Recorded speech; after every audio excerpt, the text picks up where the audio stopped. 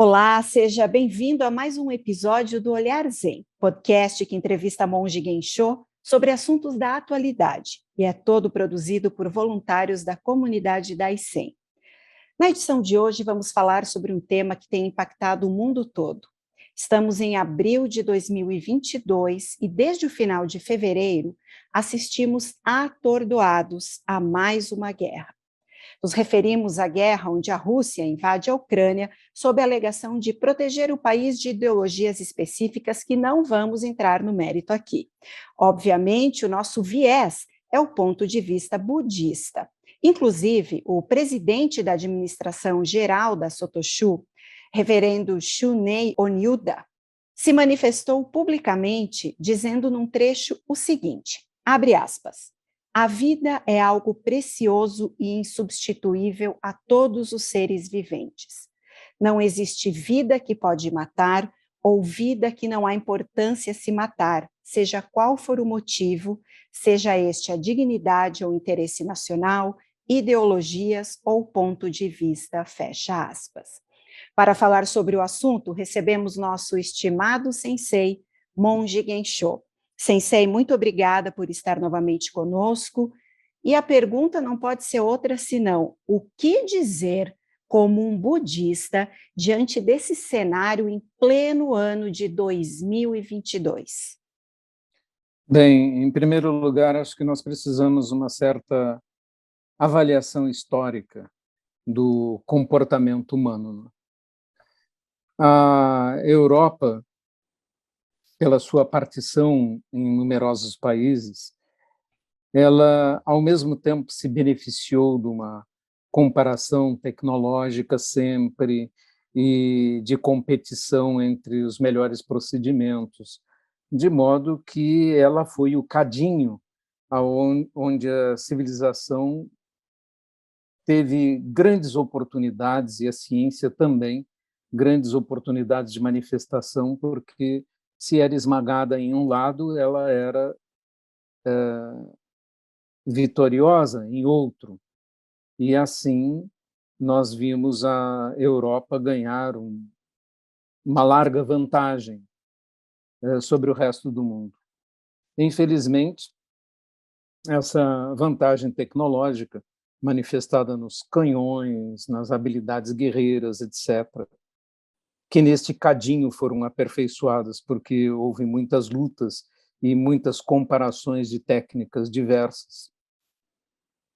Então, a Europa lançou-se a grandes conquistas, a um pensamento imperial, ao domínio de outros países. E não é por outro motivo que eu estou falando português, porque meus antepassados invadiram essa terra e exterminaram populações que nela haviam, usando inclusive largamente técnicas de guerra biológica.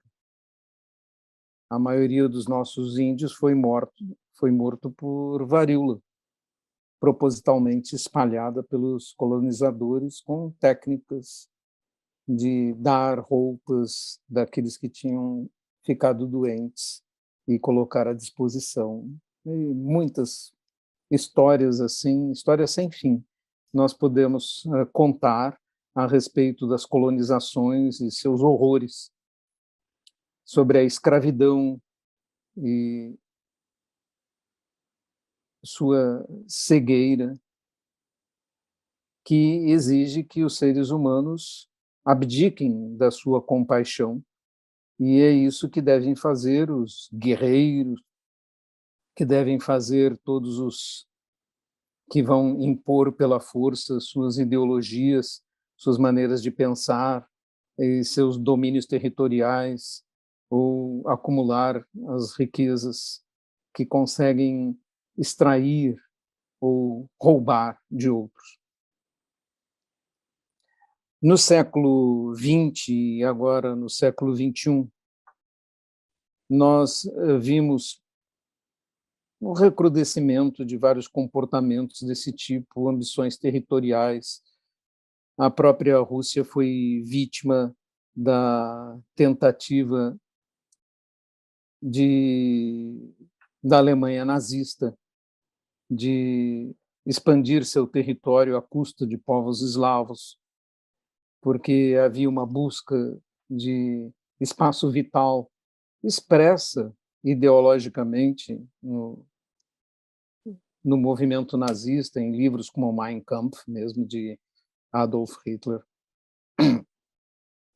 E, mais tarde, aqueles que mantiveram o poder em suas mãos fizeram a mesma coisa, assim como o Japão tentou dominar a China, a Coreia e outros países, cometendo atrocidades que até hoje eles têm dificuldade em reconhecer.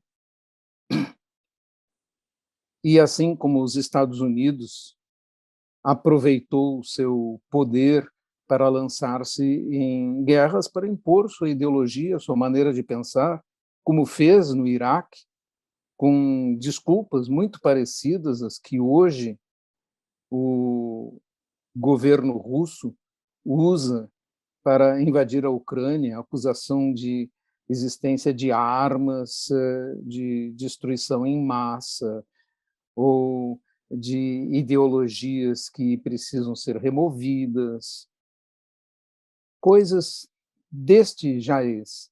Neste momento, nós temos no mundo, creio que 7 guerras que estão fundamentadas em ideologias, em lutas de grupos raciais, e todas elas, sem exceção, do ponto de vista do budismo, são indesculpáveis, porque, como disse nosso superior geral da ordem Soto-Zen, citado por Shudo-san, não há desculpas para causar sofrimento, morte, extermínio e o fim da vida de seres humanos ou não. Em todos os sentidos, isto é um erro que ocasiona uma dívida kármica para com as pessoas envolvidas. Sem deixar de lembrar os erros dos impérios e dos poderosos de antes, que cometeram erros usando as mesmas desculpas absurdas e causando os mesmos sofrimentos e mortes de civis e de crianças, destruição de lares, sofrimentos inenarráveis, como aconteceu na Síria também, em Alepo, e na Chechênia, na Geórgia. E a Rússia é reincidente nessa postura imperial, porque quer recuperar a sua glória passada, como se estivéssemos vivendo no século XIX. Todos esses pensamentos são atrasados, porque a guerra não produz na terra e para os seres nenhuma riqueza, só provoca sofrimento e pobreza, até para aqueles que a ganham, porque o dinheiro que se usa para construir aviões, tanques, um tanque custa 2 a 3 milhões de dólares, cada tanque. Um avião de guerra chega a custar 20 milhões de dólares. É um desperdício de recursos incrível, porque esses instrumentos não servem para nada, absolutamente nada depois. Não se pode arar a terra com um tanque. Não se pode semear com um avião de guerra. Então, esse desperdício de recursos da humanidade em armas e as desculpas de estou sendo ameaçado e por isso então eu vou agredir, são as mesmas desculpas que começaram a Primeira Guerra Mundial, são as mesmas desculpas com as quais foi construída a Segunda Guerra Mundial. E os motivos geopolíticos que alimentaram outras guerras posteriores que nós citamos aqui também são todos eles indesculpáveis e desperdício de recursos em escala desmedida. Assim, os atos do atual senhor da guerra da Rússia apenas se igualam a dos facínoras que provocaram dor e guerras semelhantes, não importa de que país e não importa com desculpa de qual ideologia. Todos sempre falam em libertar, mas para libertar o que escolhem fazer é matar, destruir, exterminar. O que mais poderíamos dizer? Sensei, recentemente foi lançado o documentário que conta a trajetória do monge vietnamita Thich Nhat Hanh, que justamente viveu uma guerra como monge, né? A Guerra do Vietnã. E ele conta nesse documentário que enquanto ele meditava, ouvindo as bombas caírem, o centro de meditação ainda não havia sido atingido, mas que ele simplesmente não conseguia permanecer meditando, sabendo que tantas vidas estavam se perdendo. Então, ele tomou a decisão que ele precisava levantar e sair para ajudar as outras pessoas, o que ele chama de meditation in action, meditação em ação. É óbvio que o nosso cenário é completamente diferente, nós como praticantes estamos distantes fisicamente, então muitas vezes não temos como prestar um auxílio nesse sentido. Mas o que, como praticantes budistas, nós podemos fazer em situações como essa, em dores tão profundas, enfim, o que nos cabe num momento desses? Bom, onde estivermos, devemos sempre fazer o possível, nos manifestarmos e reclamar. Eu me lembro de ir até o Rio de Janeiro e, na Assembleia Legislativa do Rio de Janeiro, enfrentar o cônsul da China na época da invasão da China ao Tibete, na época de uma repressão aguda que eles fizeram ao Tibete. E, ostensivamente, um batalhão de fotógrafos chineses me fotografava, como para dizer: estamos registrando você, sua fala, seu rosto, você é um inimigo da China. Junto comigo estavam outros participantes desse movimento budista de contestação. Nós podemos fazer coisas assim, as coisas que estão ao nosso alcance, dizer, nos manifestar aqui onde estamos. Nosso peso é muito pequeno. Os budistas no mundo são apenas 7% da população hoje. E nossas ideias de pacifismo, o budismo é famoso por não ter provocado, feito nenhuma guerra religiosa em seus 2.500 anos de existência, embora tenham havido conflitos sectários em pequenos grupos, mas nenhuma guerra nacional foi patrocinada por um movimento budista. E, pelo contrário, ele sempre preconizou a paz e induziu a paz. Thich Nhat Hanh é um verdadeiro herói, 39 anos exilado, odiado por ambos os lados, pelo sul do Vietnã, pelo norte do Vietnã, pelo governo do Vietnã, pelo governo americano.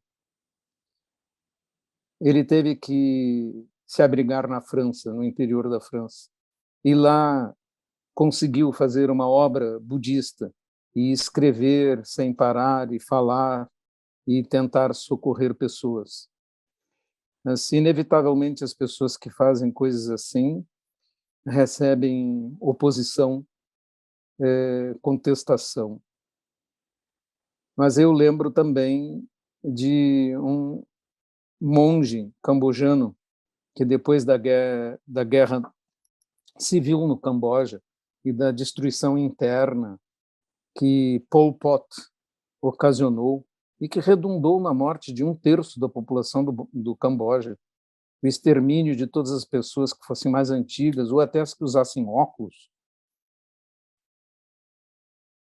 ou os professores, quem representasse qualquer coisa da ideologia antiga, porque eles queriam substituir por uma ideologia nova, pura, e essa pureza redundou nesse verdadeiro genocídio interno dentro do Camboja.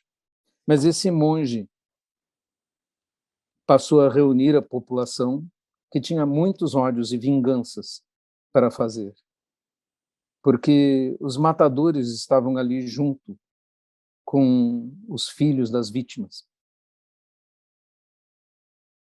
E ele fazia a multidão repetir apenas uma frase: o ódio não acaba com o ódio acaba com o amor.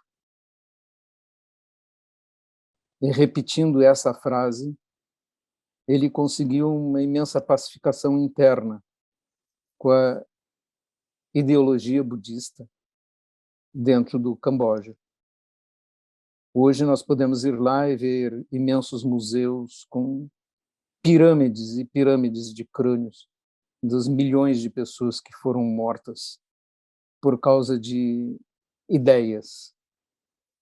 E nós não estamos isentos desse tipo de conflito, porque no Brasil também as pessoas querem correr ou para um lado ou para o outro, e tem essa mente binária. Se você não está desse lado, então você está contra. E se você está contra meu lado, você está contra mim. E daí insultos e violência surgem a toda hora. Nós corremos riscos também no nosso país por causa dessa tendência humana ao radicalismo e à imposição de ideias através da força. Eu espero que saibamos escapar dessa espécie de extremismo, porque não é de extremismo que um país precisa, mas ele precisa de harmonia para poder progredir, precisa de paz e precisa que as pessoas não lutem umas contra as outras. Era justamente esse o tema da próxima pergunta que eu faria ao senhor, porque se a gente olhar para o Brasil, nós temos rixas entre estados. Nós temos rixas por times de futebol, como o senhor citou, um lado ou outro lado, trazendo até para assuntos mais banais do cotidiano, não é verdade? E muitas vezes a raiz disso são de conflitos que existiram há gerações que a gente sequer lembra os nomes das pessoas e que nós vamos herdando. Então a pergunta é: como usar a meditação para nos libertar, dessa dor, que talvez a gente herde e nem saiba de onde ela vem, desse medo, e para ter uma atitude realmente mais focada no momento presente? A meditação tem uma grande virtude, não é? Trazer aos seres humanos lucidez, clareza, não nos deixarmos arrastar pelas paixões. Nossos votos são que as paixões não nos arrastem, que a raiva não nos leve, que não tomemos decisões movidos por um sentimento, mas sim por um raciocínio claro e por um sentimento compassivo, não pelo desejo de impor nossas ideias aos outros. Essa visão pacífica vai ser trazida naturalmente se pararmos e meditarmos, porque a luta não traz clareza, ela só traz mais paixão. As palavras acerbas só provocam reações semelhantes. Não há nenhuma utilidade em adotar partidos ou defesa de seres humanos como em suas ideias. Nós temos que defender todos os seres humanos ao mesmo tempo. Nós não temos que defender ideologias, porque o Dharma está muito acima de ideologias. Nós temos que pacificar nossos corações para que os outros também possam ser pacificados. Se nos envolvemos em ideologias ou em lutas, então nós só as amplificamos, nós não conseguimos pacificar nada. Então, Thich Nhat Hanh, que foi citado atrás, ele disse: eu não defendo o Sul nem o Norte, eu não defendo essa ideia nem aquela, eu só preconizo a paz. Eu sou um mensageiro da paz. A insistência dele a vida toda foi nesse ponto. E é a ele que eu me alio na mesma visão. Nós preconizamos a paz, a pacificação das mentes, a pacificação da linguagem, a pacificação dos atos, a pacificação das palavras. Isso é que importa. Se nós defendermos ideologias, logo ali na esquina, já estaremos levantando nossa voz e chamando o outro de errado ou de tolo. E aí a paz se foi. Sensei, para encerrarmos, no seu livro, Caminho Zen, lá nas primeiras páginas, o senhor ensina sobre o não eu e faz uma analogia com uma xícara. Então, o senhor fala, né? Quando as coisas saem diferente do que a gente gostaria, não questione o porquê a xícara quebrou, apenas junte os cacos. Esse é um ensinamento que eu tento trazer para a minha vida nos vários momentos difíceis e repito para mim mesma: junte os cacos, junte os cacos. Como juntar os cacos das mazelas de uma guerra? Nós já tivemos exemplos no passado, não é? Nós já tivemos exemplos de cidades inteiras que foram transformadas em escombros. E hoje você chega na Alemanha e ao lado de cidades grandes tem colinas, colinas verdejantes, arborizadas. Essas colinas são as pilhas dos escombros das cidades bombardeadas. E tudo foi reconstruído e começamos a viver em paz. E daí o país pôde enriquecer novamente, e as pessoas puderam trabalhar, porque a paz é que produz conforto e riqueza, educação. E povos como o alemão e japonês têm dificuldade em recrutar pessoas para suas forças armadas.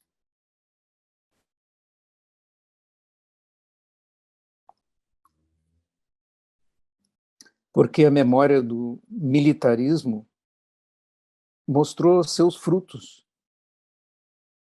E nós podemos evitar se tivermos o discurso certo. Mas se começarmos a falar no outro como inimigo, ou se começarmos a espalhar ideologias de ódio, então naturalmente elas crescem. E as pessoas são muito suscetíveis a esses pensamentos binários, né? De oposição e de luta. Basta ver quantas pessoas se mobilizam no exemplo que você deu de torcida por um time de futebol, por exemplo. Na verdade, isso é uma manifestação primitiva da mente humana, uma guerra com simbólica, né? Se nós desenvolvermos uma mente pacificada através da meditação, as oposições e lutas desse tipo esfriam. E para nós resolvermos essas coisas, nós temos que olhar para o lado como pessoas, e não como seres vestidos de uniforme ou carregando uma bandeira. Isso é absurdo. Kiev, a cidade que foi bombardeada há pouco, foi a cidade onde a nação russa nasceu. O Rus começou em Kiev. É absurdo que, por considerações geopolíticas, um povo se lance contra seus irmãos, e isso mostra o poder das ideias das organizações militares, das propagandas políticas de todo tipo e das mentiras, porque todas essas coisas que nós falamos e tragédias que nós citamos aqui, nos mais diferentes lugares e feitos pelos mais diferentes povos, estavam baseadas em mentiras. E a meditação pode nos fazer ver a verdade. A verdade é que somos todos pessoas e que não existe justificativa para a violência. Sensei, muito obrigada por ser esse mestre que nos guia com um coração tão pacífico e com informações tão precisas e tão importantes, históricas, que nos fazem ter uma compreensão muito maior. Obrigada por seu tempo, obrigada por sua amorosidade.